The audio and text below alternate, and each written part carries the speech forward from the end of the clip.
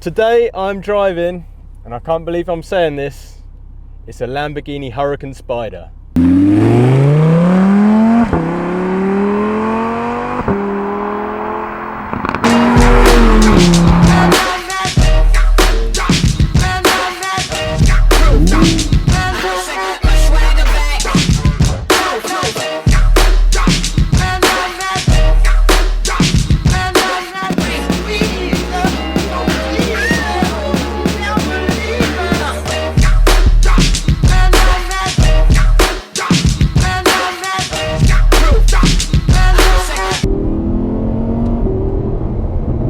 Insane noise.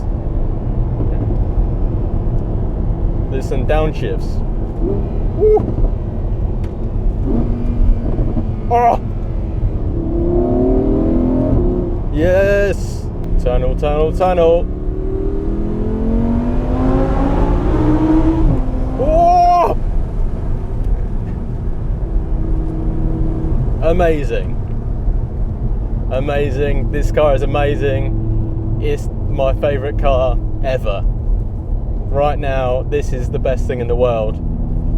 I've been waiting so long to drive this car, and finally it's here, and it has not disappointed in the slightest. It's just incredible. Everything about it. The noise, all about the noise. That 5.2 litre V10 screaming all over the place. It's just incredible. So much grunt. Any gear, you put your foot down and it just takes off. It's just the best car I've ever driven. Only just beats that McLaren, but this is next level. Incredible gear change. Like with most Italian stuff, you've got these huge paddles. They're not connected to the wheel like in German cars, and they've just like got such a nice click to them, and you change gear and it's instantaneous. It's just, you just pull it and it's changed gear before you've even realized that you've finished pulling the gear. Refinement's great. I mean, we've got Audi to thank for that, of course. It's a small car. I've just been in the forest, had to do a couple of 3-point turns on a single track road, and it's fine. It doesn't feel any bigger than a everyday hatchback. Just have a listen to some of that noise.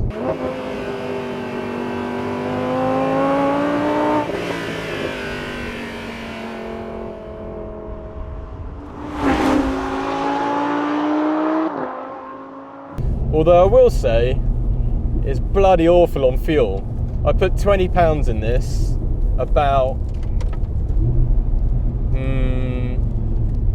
squirrel £20 in this about 30 miles ago, and it's all gone and a little bit more. So I mean, that means it's doing this much miles per gallon, and that's awful. But who cares? Who really cares? If you can afford to buy one of these, fuel consumption is the last thing on your list.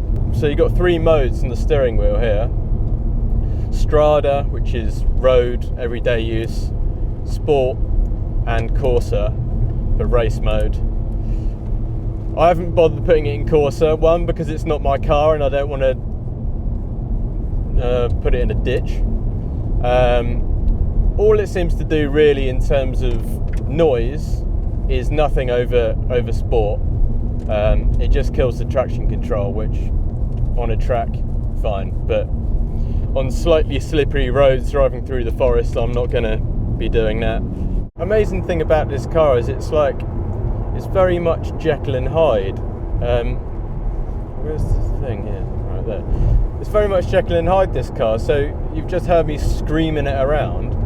Now we're in 7th gear in Strada mode, and it's just like, it's comfortable, it's quiet, it's refined. It's a perfect all-rounder, really. Despite what I was saying earlier about the fuel consumption being terrible, is that when you're cruising, 7th gear, whatever, it shuts down half the cylinders, so you're effectively left with an Audi RS3 engine, 5-cylinder, 2.5 litre, and it's way better on fuel. It's only when it's using all 10 cylinders that it's terrible, which I guess is, you know, to be expected. I think you can tell I love this car. It's there's something about it, I can't really put my finger on it, that makes it that much more special than the McLaren. When I took that McLaren out, I was convinced it was the best car I'd ever driven. And I still love that McLaren, it was incredible, but there's just something about this.